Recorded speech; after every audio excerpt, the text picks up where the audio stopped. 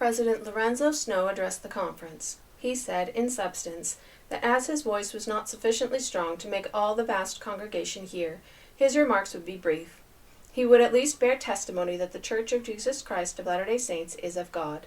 Most of the saints had realized their anticipations regarding the manifestations they expected when they embraced the gospel. There might be a few, however, who had not to the fullest extent they had wished. There were some that could bear testimony that they had received a knowledge of this work before they obeyed it. But as a general thing, this understanding had come subsequent to obedience. This was the case with him. He had a good opportunity to investigate and satisfy himself of the truth of the gospel. He was acquainted with the prophet Joseph Smith and his brother the patriarch, and others over 55 years ago. He became satisfied that if there was any truth in the claims of any religion, the principles taught by those men were correct. Consequently, he acted upon this belief, although he knew he would have to face opposition. The bright worldly prospect then before him would have to be renounced. But he concluded that if the ancient gospel and its powers and gifts had been restored, it would be an excellent thing to obey the divine message.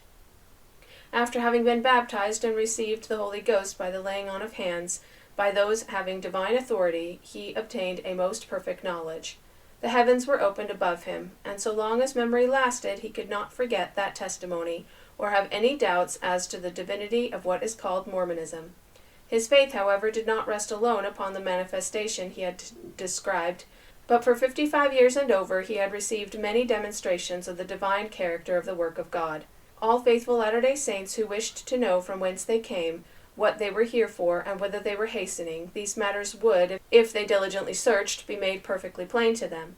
They would realize the force of the parable of the Savior in reference to the man who found a treasure and sold all he had to obtain it. Also, the saying of Christ to the young man whom he told to give up all his worldly possessions and follow him. When Zion existed in its glory, its people would be one.